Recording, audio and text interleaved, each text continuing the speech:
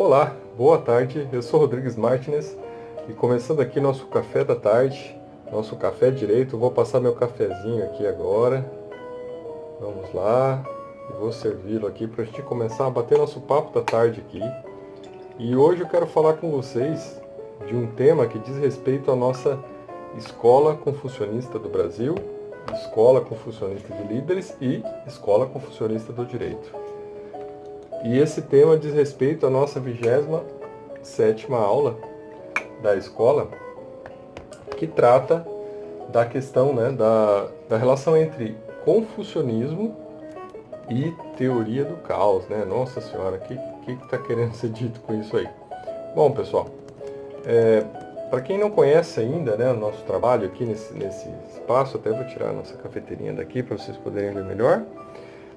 Nós temos, né, um blog aqui, uma página que fala sobre esses assuntos. E a nossa ideia, quando criamos esse espaço aqui, é poder levar a toda a comunidade de países lusófonos, né, pessoas que falam português ao redor do mundo, uma instrução que envolva direito e que envolva também a questão da liderança, né, procurando ajudar os países a ter um desempenho maior a partir de postulados que nós trabalhamos aqui em nossas pesquisas. Eu pesquiso a parte de confucionismo há bastante tempo, porque o Confúcio ele tem uma relação muito grande com a estruturação da educação no mundo, né? Ele é o primeiro educador do planeta, e ele também tem uma relação muito grande com a questão jurídica, né? Ele também é o precursor, né, vamos dizer assim, da presença, ele foi o ministro da Justiça de um dos imperadores. Vamos tomar um cafezinho primeiro antes de continuar a nossa conversa aqui. E nessa nossa 27ª aula, nós já temos aí, quem tiver interesse, então é só procurar o nosso blog, né? Confúcios Brasil, com Z, né? blogspot.com. E aí você vai encontrar lá todas as aulas falando muito desses temas de liderança e direito, tá? E nessa aula de hoje, que eu quero comentar com vocês aqui, vai estar disponibilizada também em podcast e também no nosso canal Direito e Análise, tá? Do YouTube. Nós vamos falar um pouco da relação entre teoria do caos, né, e ordem, né? Na verdade, a teoria do caos é aquela teoria, né, que foi criada a partir na verdade, não foi criada, mas ela foi, né, vamos dizer assim, idealizada a partir da física quântica. E existe um cientista, né, que chama Edward Lorenz, que ele percebeu, né, como pequenos fenômenos podem interferir no clima.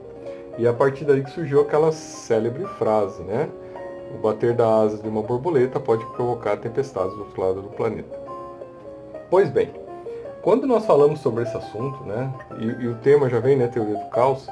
Na verdade, a teoria do caos ela trabalha com uma dialética específica, que é, de um lado, a ideia de caos, mas de outro lado, a ideia de ordem, né? Então, uma coisa leva a outra. Então, o caos seria, na verdade, uma desestruturação, né, uma falha harmônica, mas que tem uma finalidade, que é produzir uma nova ordem, né, um estabelecimento de uma nova ordem. Então, não existe o caos pelo caos, né? O caos sempre chama a ordem, né? O caos, quando ele existe, ele busca, né, e ele é parado por uma próxima ordem que se estabelece para conter esse caos. Então, essa dialética sempre é observada no mundo, tanto da natureza como no mundo da vida em sociedade. Então nós não podemos evitar que essa regra, né, ela esteja aí nos guiando. Mas o que ela interessa para a gente aqui, e trazendo para a ideia do Confúcio, né, é que Confúcio tem a base, né, todo o pensamento dele é de que nós devemos buscar a construção de uma sociedade harmônica, né, esse seria o pensamento utópico de Confúcio. Vamos tomar mais um cafezinho. Nesse pensamento utópico, né, a ideia dele era formar, né, os quadros do Estado para que essas pessoas qualificadas, né, com mérito, aí vem a meritocracia que nasce em Confúcio, e a educação, né, então a educação dessas pessoas para que elas pudessem ocupar os quadros do Estado e pudessem então trazer o melhor para a sociedade, né, e o melhor para a sociedade seria a construção de uma sociedade harmônica, né, onde as pessoas tivessem um bem comum, né, que é uma ideia já ocidental, mas um bem comum de uma vida mais em equilíbrio e adequada, né? Se a gente pode falar assim, estou falando em termos genéricos, mas já tem uma outra aula que a gente fala mais de sociedade harmônica, tá? Mas o que interessa aqui para a gente é entender o seguinte, é que quando nós falamos de teoria do caos, nós não estamos nos focando na questão do caos, né? Para Confúcio, tudo leva à ordem, né? Então, a construção de uma sociedade harmônica, ela requer uma ordem, né? Os princípios basilares do pensamento confucionista, do ethos confucionista, está na questão da ordem, da hierarquia, da estruturação, tá? E isso é o que a gente observa hoje na China, né? Então, a China tem esse processo estabelecido e o Confúcio faz parte do que hoje, né, se busca construir na China, tá? Com seus problemas, dificuldades, com seus paradoxos, mas é o que está estabelecido na China hoje. E aí, quando nós vamos estudar esse assunto, né, essa relação entre caos e ordem, nós temos que sempre ter claro que esta relação, né, nos implica que qualquer caos é uma falha desarmônica, enquanto falha desarmônica requer a estruturação de uma nova ordem, né? E aí a ordem, ela é um processo dinâmico e contínuo, né? Sendo o caos apenas uma falha dinâmica, quando a sociedade então vai buscar se reestruturar e se reorganizar. Quando nós entendemos esse processo de fundo, né? Essa visão que nós podemos ter um pouco mais psicanalítica, nós vamos poder olhar na história como isso sempre aconteceu. Um exemplo que eu trago aqui no texto é o exemplo da Revolução Francesa, né, onde você tem o caos estabelecido, e o que você tem logo depois da Revolução Francesa é Napoleão, né, que vem para trazer ordem, né, para estabelecer uma nova ordem. E realmente uma nova ordem começa a partir do Império Napoleônico, né, que vai repercutir por todo o mundo ocidental. Tá? Então isso é uma coisa interessante para a gente observar. E também na psicanálise, né, quando a gente vai buscar as ideias de Freud, a gente vai ver que existe lá no pensamento de Freud a visão do princípio civilizatório, né, que nada mais é do que a sua castração, a capacidade de uma sociedade devidamente castrada, né, se estabelecer perante uma ordem, né, e respeitar as regras, né, que tolhem a ampla liberdade dos instintos, né, dos apetites humanos. Então é uma questão também de ordem, né? Por quê? Porque a partir do momento que você dá vazão a todos os seus instintos, né, você cai, né, na desordem, você cai no caos, né? E aí você cai na libertinagem, que na verdade é a pulsão de morte da destruição. Essa questão de ordem, para a gente ter uma ideia, ela está presente até na guerra, né? Com o tempo, né, e todas as guerras tiveram isso, há mínimo de regras estabelecidas, né, para o procedimento da guerra. Então, até mesmo no maior ato destrutivo, né, pulsional destrutivo da humanidade, a gente tem regras, a gente tem uma certa ordem, né?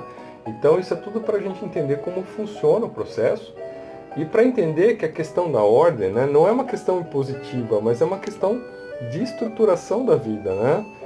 Sem a presença da ordem, não há possibilidade do bem comum, numa sociedade estruturada, da existência de harmonia.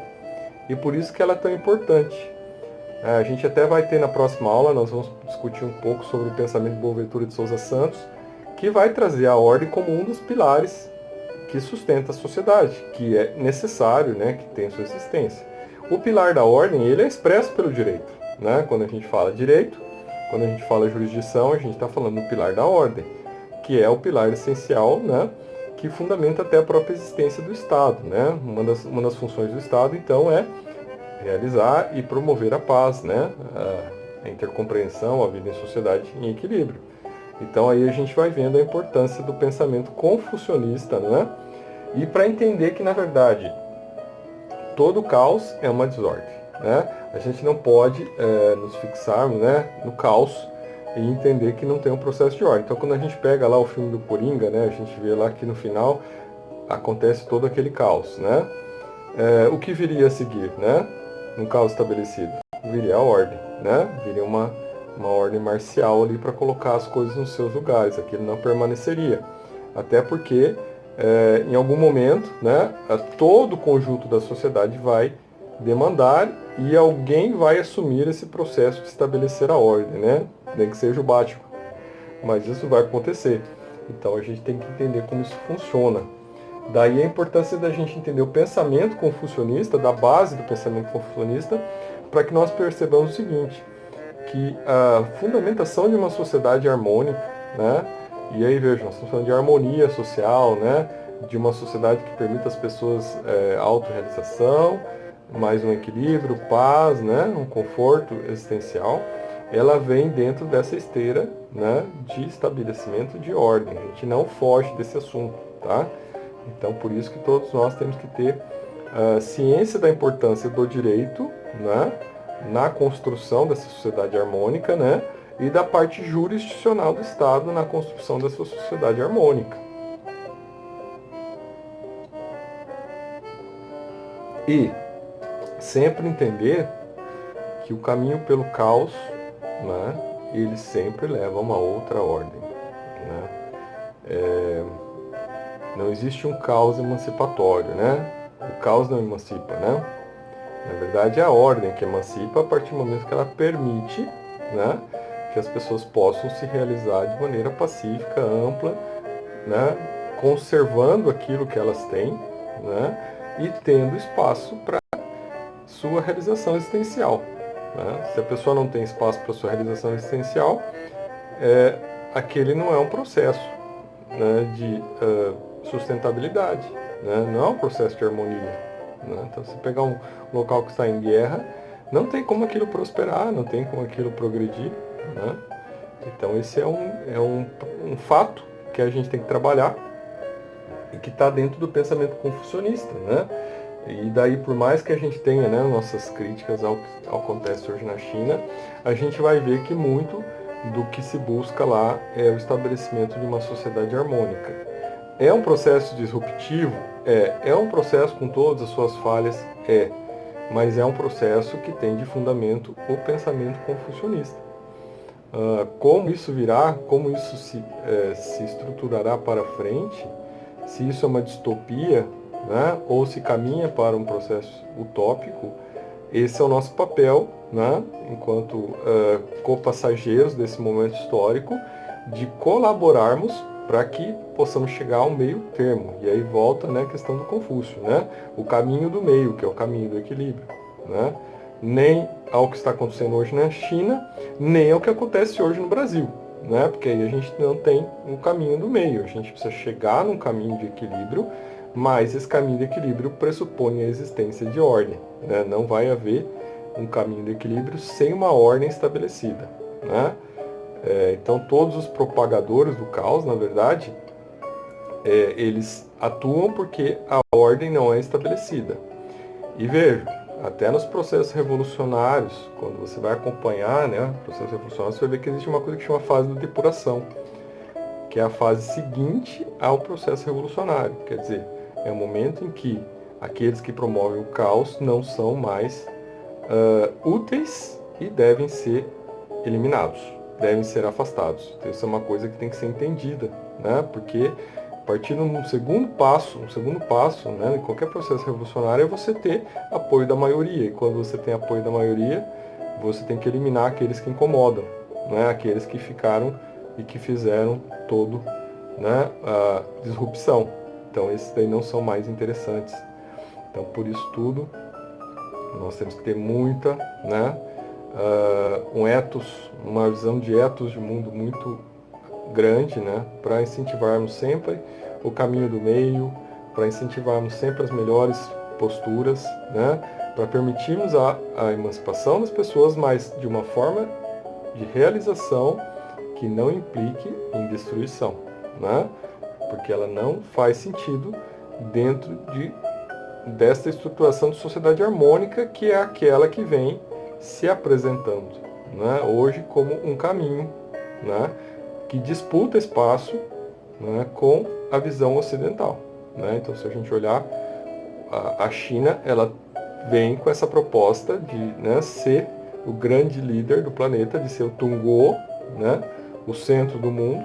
Tá? Então, isso é uma coisa importante a gente entender sobre o processo chinês. E vem para ser o centro do mundo e vem então para, né, irradiar um modelo confucionista para todo o planeta.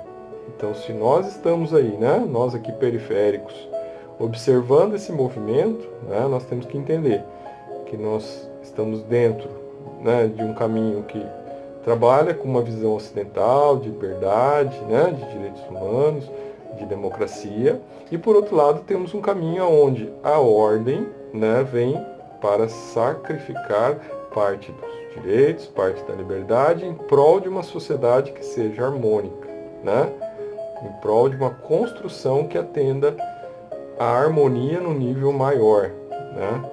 Agora, isso é coisa que nós temos que sempre, e nossa escola aqui, Confucionista do Brasil, tem esse sentido de fazer essa leitura, fazer essa análise e permitir que nós possamos estar enfrentando esse processo, né, de maneira consciente, entendendo o que está em curso, né, o que está vindo, o que está em curso, tá bom? Então, hoje era esse o nosso bate-papo, nosso cafezinho aqui, né, foi um cafezinho maior, né, estamos um pouquinho mais de tempo hoje no nosso cafezinho.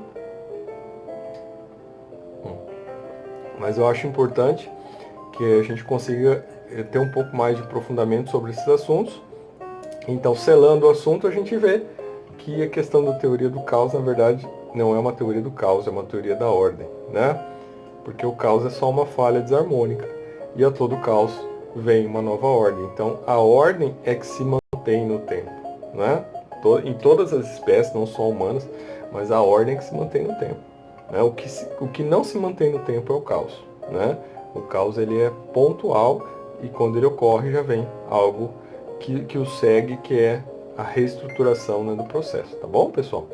Então era isso hoje. Eu sou Rodrigues Martins, né? Pesquiso o assunto, sou professor de Direito e me interessa muito entrar nessas bases filosóficas antigas, porque do meu lado, que também é psicanalítico, né? Enquanto psicanalista, é buscar, né, fazer aí esse reencontro com essa base do pensamento que está a influenciar nossos caminhos aí que estão vindo pela frente. Então, por hoje era isso e até a próxima.